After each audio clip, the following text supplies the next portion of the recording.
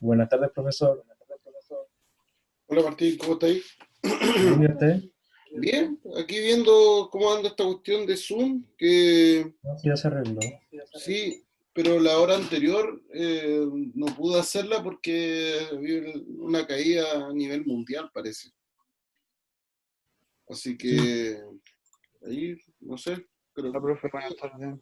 me pude conectar como a las 11:20, 11 y tanto, 11:20, 11:25. Pero ahí estaba hablando con el profe Seba, que es el que está a cargo del tema de informático, y ahí me dijo que no, que íbamos a retomar las clases a las 12 en la medida en que se pudiera, así que, pero al parecer no hay inconveniente para entrar a las clases, ahora al menos. Así que esperar que se conecten sus compañeros nomás.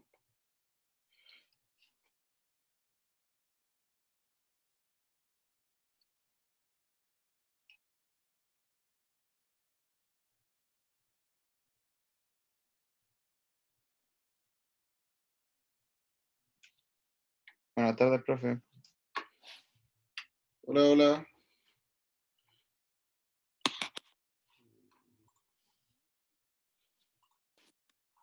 Voy a, estoy agregando a sus compañeros para que podamos empezar la clase, ¿ya?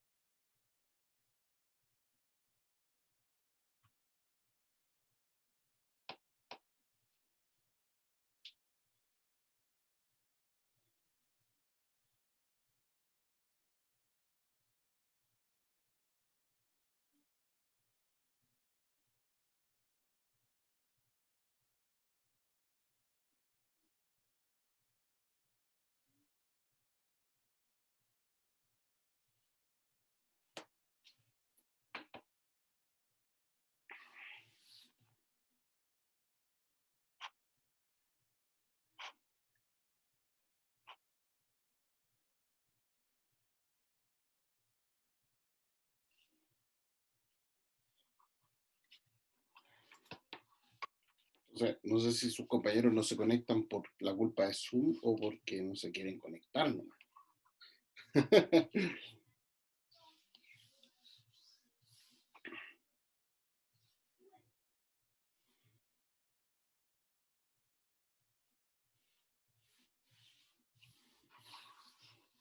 En fin. Bueno, vamos a iniciar. Les cuento. Estamos el día de ayer, domingo, envié los resultados por correo a aquellas personas que han hecho la evaluación de la unidad 3. ¿Ya? De todos modos, voy a dejar abierto un par de días más la evaluación para aquellas personas que aún no hacen la evaluación puedan hacerla. ¿Ya? No sé si de acá, a ver, no,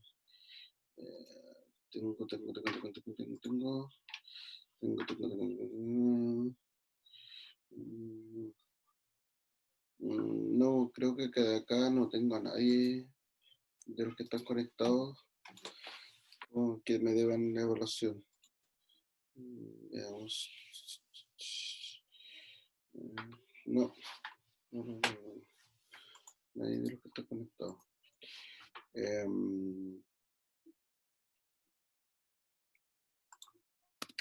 ¿Ya? Así que, de todos modos, para que les digan a sus compañeros que aún están pendientes, que le avisen a ellos de que se puedan conectar y puedan hacer la evaluación. ¿Ya?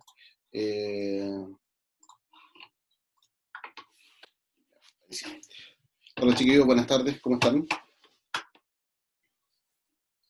Bien, ¿y usted? Bien, gracias. Bien. Aquí tratando de volver un poquito a la orden después del caos de esta caída de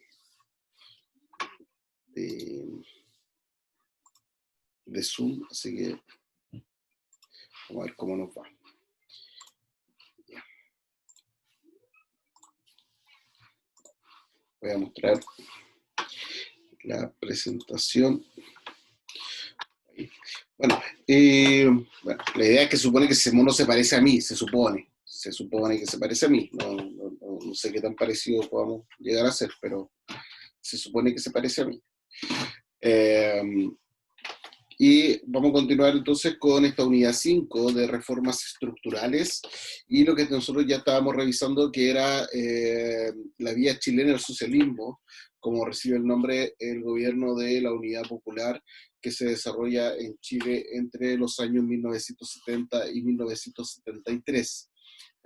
Ya algo hemos revisado de este gobierno y vamos a continuar entonces de acuerdo a lo que hemos revisado.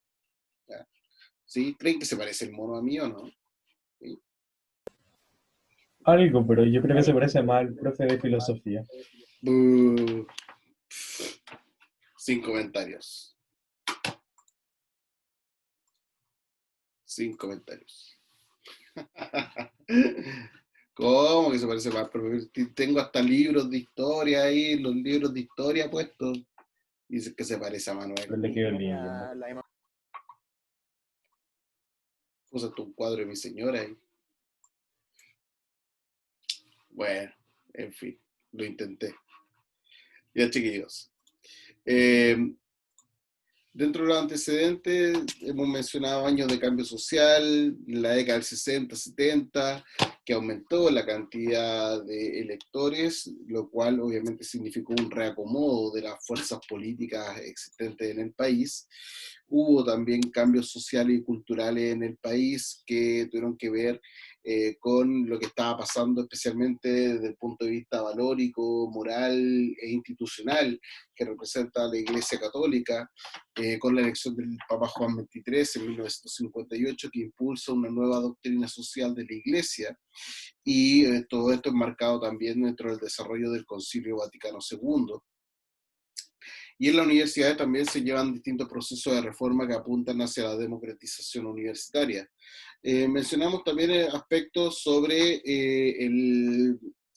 qué fue de la vida política de Frei Montalva una vez que termina su gobierno en 1970, que primero asume como senador, no puede ejercerlo debido a la interrupción que se produce del Congreso producto del golpe militar, y sigue siendo jefe del Partido Demócrata Cristiano hasta 1977, en que se declaran ilegales los partidos políticos, y forma parte de la oposición al régimen militar, sobre todo para la Constitución de 1980, y sin embargo va a morir en extrañas circunstancias en 1982, a lo cual hace no mucho tiempo, creo unos 5 años atrás aproximadamente, se confirmó que la causa de muerte fue un envenenamiento. Su hijo, Eduardo Frei Ruiz Tagle, fue presidente de Chile entre los años 1994 y el año 2000. Mencionamos algunas características del programa de la Unidad Popular. Dijimos que el programa de la Unidad Popular fue bastante crítico frente a distintos programas previos, como por ejemplo el gobierno de Frei Montalva, donde se consideraba que en realidad el programa de Frei Montalva no había hecho las reformas o las transformaciones que se necesitaban en Chile para ese momento. Por lo tanto, era necesario hacer este tránsito no violento hacia una sociedad de carácter socialista, sobre todo apuntando hacia el desarrollo del país, y obviamente ese desarrollo que estuviera relacionado con una idea de darle poder político a las masas, sobre todo campesinas y obreras que existían en Chile. Luchar, crear poder popular. Cuando hablamos nosotros del poder popular, estamos hablando de la socialización o estatización de los medios de producción. De esta forma también algunas propiedades, algunas empresas y algunas tierras, porciones de tierra, pasarían a manos de sectores obreros, pero otras, una gran mayoría, pasaría a control del Estado. De esa forma, el Estado, a través de un sistema de estatización, iba a controlar la producción y obviamente de esa forma fomentar el desarrollo del país. Para esto es que desarrolló una idea de un proteccionismo redistributivo muy similar a lo que hizo el modelo ISI en un par de décadas atrás, lamentablemente con malos resultados, pero la idea es que este cambio fuera mejor, sobre todo porque tiene un trasfondo político, ideológico distinto, ¿ya? No es exclusivamente el desarrollo lo que se busca, sino que también tiene el trasfondo social de darle empoderamiento a sectores sociales como los sectores obreros y los sectores campesinos. Hubo obviamente mucha resistencia a estos cambios, donde hubo muchas críticas hacia estos cambios, especialmente provenientes de Estados Unidos, que veían, especialmente el presidente norteamericano Richard Nixon, veía que si se llevaban a cabo y eran exitosos estos cambios en Chile, esto iba a llevar a que en Chile se configurara una nueva Cuba, lo cual obviamente era peligroso para Estados Unidos y sus intereses económicos y políticos en la región. La vía chilena del socialismo tiene dos grandes componentes, dos ejes estructurales, para lo cual, para poder financiar el resto de obras y de acciones que se pensaban hacer durante el programa de la Unidad Popular. El primero era la nacionalización del cobre, que consistía básicamente en terminar con la participación extranjera en el capital de las cupríferas o las empresas productoras de cobre, esas son las cupríferas. El Estado iba a ser el único dueño de minas en Chile. ¿Cómo hacerlo? De esta forma, el Estado iba a comprar las empresas extranjeras de cobre, pero el Estado iba a fijar el precio, no como ocurrió durante el gobierno de Frei Montalva, donde Frei Montalva fueron las empresas las que pusieron un precio de venta, y de esa forma el Estado de Chile compró el 51% de esas empresas al valor que las empresas pusieron. En este caso, Chile, el Estado de Chile, compra las empresas, pero a un valor que el Estado lo fija. ¿Por qué lo fija el Estado? Porque parte del discurso era, bueno, no le vamos a poner un precio tan alto a esto porque ellos ya se han beneficiado durante bastantes años con un recurso que no es de ellos, sino que es un recurso de Chile, por lo tanto no vamos a pagar tanto tampoco. Esto provocó que las compañías apoyadas por Estados Unidos bloquearan la venta de suministros e insumos para el cobre, entre otras medidas de boicot económico. Boicot o de una forma de perjudicar la producción de cobre de Chile. ¿Por qué? Porque si bien el Estado de Chile controlaba las empresas productoras de cobre y extractoras de cobre, no controlaba, por ejemplo, las empresas que le vendían suministros para esta actividad, o el transporte, o el tren, o en los puertos. Por lo tanto, debían dedicarse, todavía la economía del cobre chilena dependía de este tipo de empresas.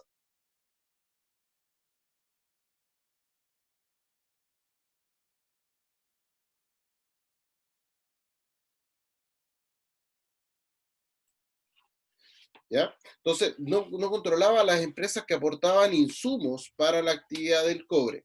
Y eso generó que quedara un poquito, ¿cómo decirlo?, como débil la industria minera chilena frente a las presiones que comienzan a ejercer estas empresas encabezadas por el gobierno norteamericano directamente para perjudicar la producción de cobre de Chile.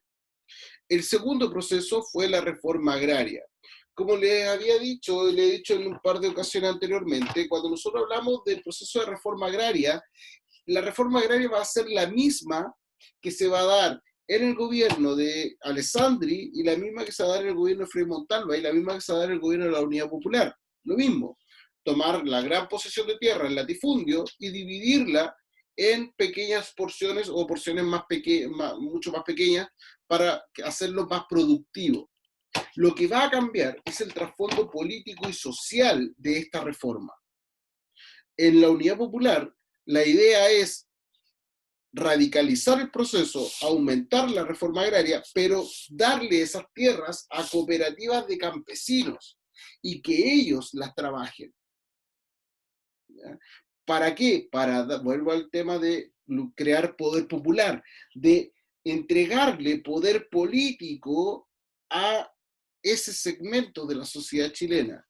Legalizó también las tomas de terreno realizadas de forma espontánea por los campesinos, potenció organismos como la Comisión de Reforma Agraria dentro de la idea de redistribuir la tierra, pero insisto, apuntando a que los que se beneficien de esta repartición de tierra sean aquellos menos beneficiados tradicionalmente, como era el sector campesino. Socialismo a la chilena. Estableció el área de propiedad social, en donde el gobierno de la UP utilizó varias vías extraparlamentarias para estatizar la banca privada.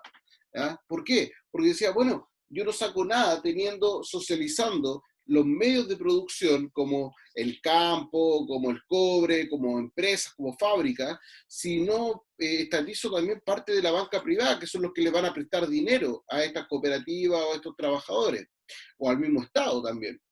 Por lo tanto, llevó a cabo la expropiación de fábricas de baja productividad y compró acciones de bancos a través de la Corfo.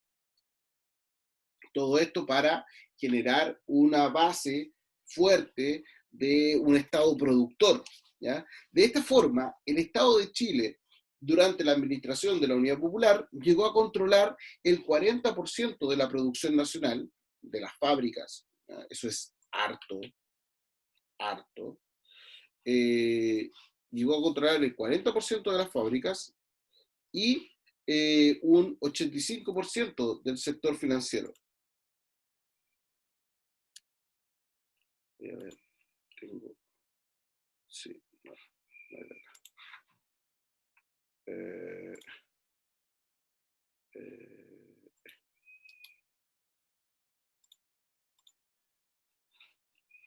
Yeah.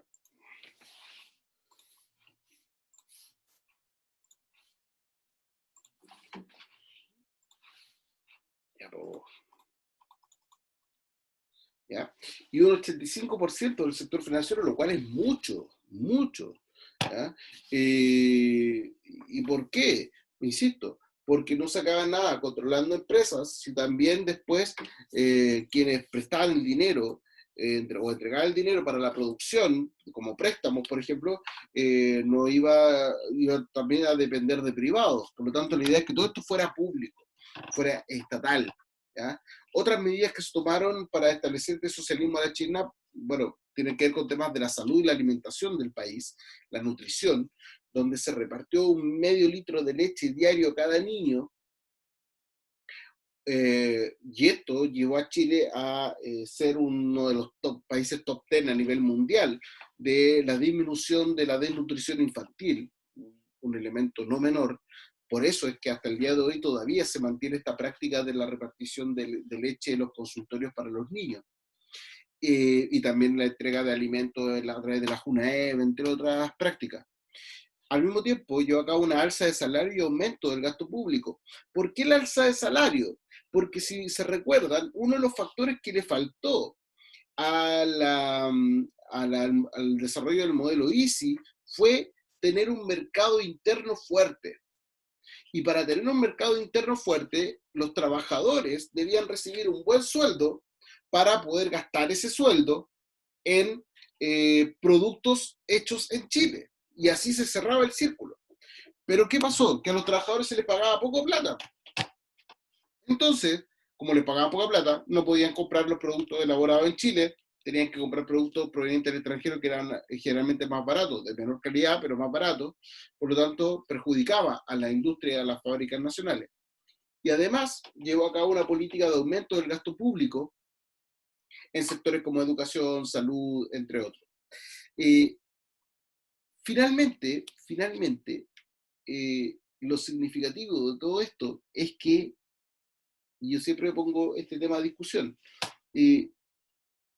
mucho se habla en la actualidad, mucho se habla de que el socialismo en Chile no funcionó, o de que el gobierno de la Unidad Popular en Chile no funcionó. La verdad es que yo tengo una idea que las fuentes lo dicen, lo acabamos de revisar y lo podemos revisar, le puedo mostrar otra información en próximas clases. Eh, lo que pasa es que el socialismo en Chile sí funcionó, por un breve periodo de tiempo, pero sí funcionó. ¿Ya? Funcionó y funcionó bastante bien. ¿Ya? Esto generó dinero para Chile. Imagínense que todo el ingreso del cobre, que por ejemplo hoy día el cobre está bastante alto, todo el ingreso del cobre quedaba para el Estado de Chile. Toda la productividad pasaba por el Estado de Chile, o gran parte de la productividad de las fábricas pasa por el Estado de Chile. O sea, si pensamos, por ejemplo, en todos estos conflictos del COVID, probablemente no hubiera pasado nada del tema del COVID, porque todo esto lo habría controlado el Estado. Entonces sería un Estado rico, probablemente un país desarrollado, quizás, ahí no lo sabemos. Pero si se mantenían las cifras, sí hubiéramos sido un Estado rico, eso sí. Eh, por lo tanto, aquí la discusión es si el modelo del socialismo a la chilena no hubiera funcionado, si yo hubiera sido un Estados Unidos, un detractor, miembro de la derecha o de otros sectores políticos que estaban en contra de la Unidad Popular, yo hubiera dicho,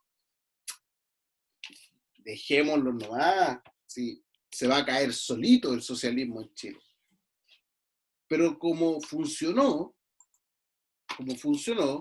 no lo dejaron que se cayera solo, sino que se buscaron distintas medidas para afectarlo, ya sea el boicot, ya sea otras prácticas que las vamos a ver a continuación, o el boicot a la industria minera como lo vimos recientemente.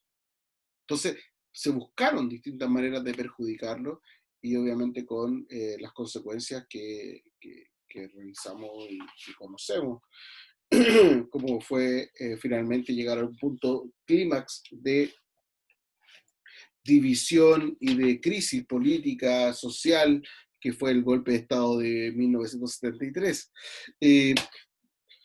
Creo que se los comenté en la clase anterior. Es lamentable que se llegue al golpe de Estado de 1973, obviamente.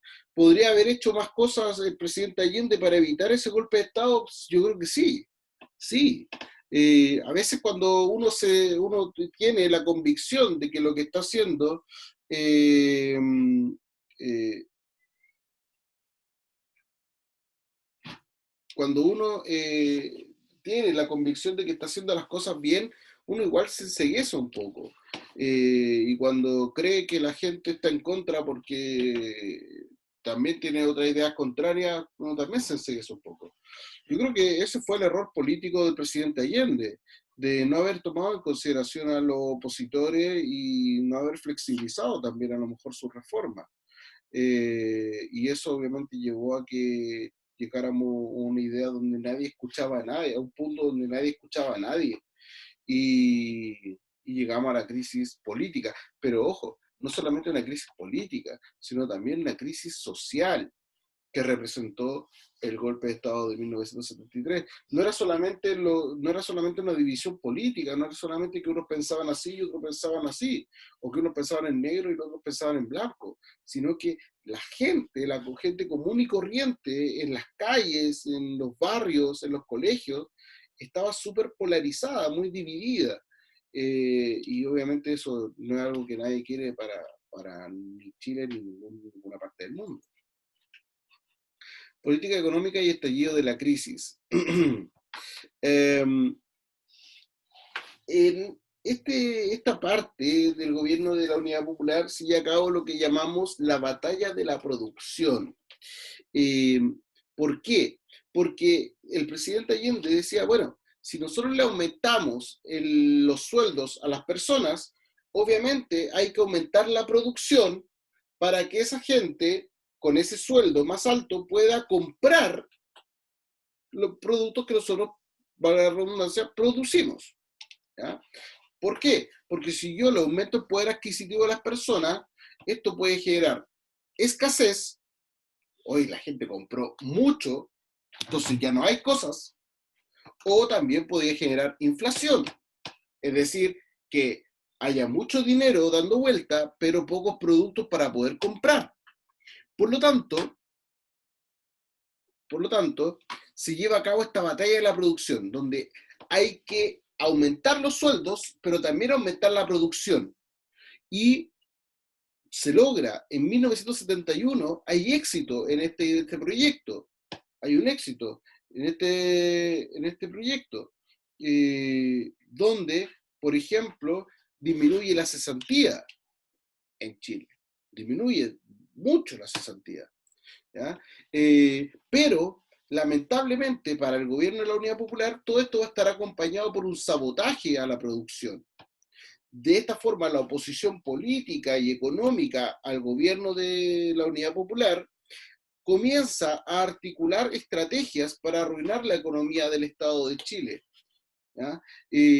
Por ejemplo, nos vamos a enfrentar frente a una conspiración norteamericana, donde Estados Unidos ataca y afecta directamente los precios del cobre chileno de forma artificiosa. Estados Unidos y sus aliados dejan de comprar cobre chileno esto es como una especie de gallito. Es como Chile le decía ya, te venden el cobre a, no sé, 200 pesos el kilo de cobre, no sé.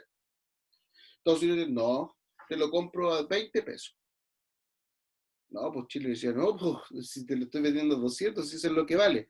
No, pues yo te lo compro a 10 pesos. Entonces, esa presión, no solamente desde Estados Unidos, sino desde el mundo, la idea era afectar directamente al ingreso que tenía Chile, que Chile, desde esta época en adelante, el principal ingreso del país era el cobre. ¿Ya? Por eso es que disminuir los precios del cobre de manera artificiosa, porque Chile no se podía quedar con todo el cobre, por lo tanto tenía que venderlo y lo vende a precios muy bajos. ¿Ya? También se genera una obstrucción al abastecimiento popular, ¿ya? Donde muchos productos no alcanzan a llegar a los mercados o no alcanzan a llegar a no alcanzan a llegar a los mercados o no alcanzan a llegar a los centros de venta, mini market, eh, había muy pocos supermercados en esta época, uno, dos. Por lo tanto, esto genera una escasez de productos y un mercado negro, donde van a ser esos lugares donde se van a vender los productos, pero se van a vender a un precio altísimo. Por lo tanto, el Estado, el gobierno, va a buscar la forma de abastecer a las personas, estableciendo abastos populares, las juntas de abastecimiento popular, donde se van a generar las famosas colas y estas filas largas que había para poder acceder a alimentos, a algunos alimentos básicos, arroz, pan, entre otros. ¿Ya? Y eso obviamente fue perjudicial y mucha gente que apoyó en su momento a la Unidad Popular, al ver que las condiciones económicas no eran muy favorables, comenzó también a pensar distinto y comenzó a apoyar a quienes veían como un perjuicio el mantener un sistema socialista en Chile. ¿Ya? Por eso, el tema del abastecimiento no tiene que ver, no es responsabilidad del Estado. Aquí hubo gente que quiso perjudicar al gobierno de la Unidad Popular y se hizo de esa manera. ¿Ya? insisto, por eso lo mencionaba en varias ocasiones, aquí no estamos juzgando, no es como, sí, no, los malos fueron los que perjudicaron a Allende, no, no. Obviamente vamos a estar en condiciones desde lo que nos da a nosotros la perspectiva del tiempo. Podemos decir de que obviamente hubo gente que se sintió perjudicada durante el gobierno de la Unidad Popular por diversos motivos, desde el hecho de perder sus tierras, desde perder terrenos que fueron entregados para la creación de casas o de otro tipo de habitaciones, o tierras, perdieron tierras cultivables durante el proceso de reforma agraria y se sintieron perjudicados. Como les digo, lo que faltó aquí fue sentarse a conversar, a ponerse de acuerdo, y no hubo ni siquiera cerca una forma de llegar a un punto de acuerdo y obviamente llegamos a una situación crítica como las que estamos ya revisando. Inestabilidad social, eh, sobre todo dos aspectos. Primero, movilización. La gente salía a la calle, la gente salía a la calle para manifestarse o a favor del gobierno de la Unidad Popular o en contra, ¿ya? Esto va a ser de los dos lados. Y obviamente en esto, obviamente hubo enfrentamientos entre grupos que estaban a favor del presidente Allende y de la Unidad Popular y grupos que estaban en contra. Y también se comenzó a radicalizar el proceso, ¿ya? Se comenzó a radicalizar, o sea, habían grupos extremistas tanto de izquierda como grupos extremistas de derecha. Entonces, todo esto llevó a un clima, como les decía, esto superó al tema político. Eh, Finalmente no deja de ser temas políticos, ¿ya? Ojo con eso. A veces nosotros también como que nos abanderamos mucho por algunas ideas y olvidamos el trasfondo, y el trasfondo es que estos son temas políticos, ¿ya? Eh, que obviamente para algunas personas significan mejora en su calidad de vida, en sus condiciones de vida, sí, pero no dejan de ser temas políticos, ¿ya? Y donde finalmente hay gente que se divide, familias que se dividieron por formas distintas de pensar, y eso no puede ser. Estamos en una sociedad tolerante, que deberíamos apuntar hacia una buena convivencia y no hacia las divisiones al interior de la sociedad. Eh, de la manifestación de decir, oye, yo apoyo al presidente o yo estoy en contra del presidente, llegamos a otros aspectos mucho más violentos, conspiraciones golpistas, atentados terroristas de uno y otro lado, ¿ya? Insisto, aquí no tiene que ver con temas de adjudicar responsabilidades, sino que evidenciar lo que ocurrió. Atentados terroristas de uno u otro lado, de izquierda, de centro y de derecha, pugnas públicas, peleas, enfrentamientos entre manifestantes, huelgas de hambre entre detenidos de derecha, de izquierda y de centro, de cualquier sector político, hasta llegar a un punto sumamente fuerte, de un punto de quiebre bastante fuerte, que fue un paro de camioneros, que se llevó a cabo en octubre de 1972, en el cual la principal intención era poner en jaque, poner ahí en tensión la distribución de alimentos a nivel nacional, ¿ya? Al mismo tiempo, hubo una fuerte huelga general de colegios profesionales, donde hubo una huelga, pero había sectores de colegios profesionales que estaban a favor del presidente Allende y otros que estaban en contra. Entonces, también, como que el mecanismo era el mismo, pero las intenciones eran distintas. Ante lo cual, Allende establece un pacto de transición con los comandantes en jefe de las Fuerzas Armadas, integrándolo a las decisiones del gobierno para evitar un golpe de Estado. Entonces establece un cuerpo, una especie de reunión de consejo presidencial en el cual Allende sabía de que si él no contaba con el apoyo de los comandantes en jefe de las Fuerzas Armadas, en cualquier momento podía haber un golpe de Estado en su contra. Lo sabía Allende, lo sabía. Obviamente las condiciones que vendrían al año siguiente, el propio Allende no las manejaba, ¿ya? lo importante acá es destacar de que hubo intentos, pero lamentablemente, insisto con esto, acá, más allá de quién tuvo la culpa del golpe de Estado de 1973 o el quiebre de la democracia de 1973, tenemos que ver que acá los responsables somos todos, todos. El país en general es responsable. Desde los partidos que formaban la Unidad Popular por no acercarse a los partidos de la oposición, desde los partidos de la oposición por no sentarse a conversar con los partidos de la Unidad Popular para poder llegar a un acuerdo. Porque al final, lamentablemente, acá son decisiones políticas y los perjudicados siempre son las personas comunes y corrientes. Ese es finalmente el problema. Es muy parecido a lo que pasa con la guerra. Nosotros lo veíamos con la Segunda Guerra Mundial, hubo millones de muertos, pero resulta que el culpable a lo mejor, si es que le echáramos la culpa a alguien, el culpable era Hitler nomás, po. Entonces, por culpa de uno murieron millones de personas. Entonces, lo mismo que ocurrió con las bombas atómicas de Hiroshima y Nagasaki. O sea, por los líderes japoneses, líderes políticos japoneses, terminaron lanzándole 2 bombas atómicas a 2 ciudades japonesas. Entonces, lamentablemente, las decisiones políticas, por eso el ser político también no es tan fácil. Hay gente que dice, oye, me gustaría ser político para no trabajar tanto. No es tan fácil, porque las decisiones que se toman a nivel político afectan a nivel social, a tal punto de provocar este tipo de quiebres al interior de las sociedades, como el que vivimos nosotros hace no mucho tiempo, en 1973. ¿Ya? Entonces, estamos ya en una situación de crisis al interior del gobierno de la Unidad Popular, estamos en una situación de crisis y obviamente vamos a ver qué es lo que va a ir pasando en el futuro. ¿Ya?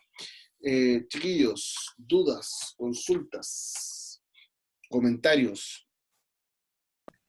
O sea, el comunismo en Chile lo planteó eh, Frei Montalva antes que Salvador Allende. Mm, Mira, más que comunismo, el gobierno de la democracia cristiana lo que propuso fue, más allá de la doctrina socialista o de la doctrina comunista, está todo el tema de la doctrina social de la iglesia. Entonces, claro, a lo mejor en la forma eran muy parecidos, pero en el fondo eran muy distintos. Me explico. Y muy parecido a lo que yo explicaba con la reforma agraria. En la forma es muy parecido, pero de fondo tienen diferencias radicales. ¿Ya? En este caso, cuando nosotros hablamos de la doctrina social de la Iglesia, que lo trató de aplicar el gobierno de Frei Montalva, busca el tema de la solidaridad y el tema de generar desarrollo y oportunidades para todas las personas. Uno puede decir, no, interesante. El tema es que el proyecto de la Unidad Popular lo vamos a hacer lo mismo, pero con otra finalidad más política, que es entregarle poder político, social, a sectores que tradicionalmente han estado excluidos de ese poder, que son sectores obreros y sectores campesinos. Entonces, no podemos decir que tuvo prácticas comunistas o prácticas socialistas la democracia cristiana. Sí, que buscó el desarrollo de distintos niveles de la sociedad, porque tienen un fundamento ideológico distinto. ¿Sí? Bien, chiquillos, quedamos hasta acá. Nos vemos en la Nos vemos, próxima clase profesor. el día jueves. ¿Ya? Ya, Que tenga chiquillos. buen día. Igual, que estén bien. Nos vemos. Chao, chao. Cuídense. Chao. Chao, chao.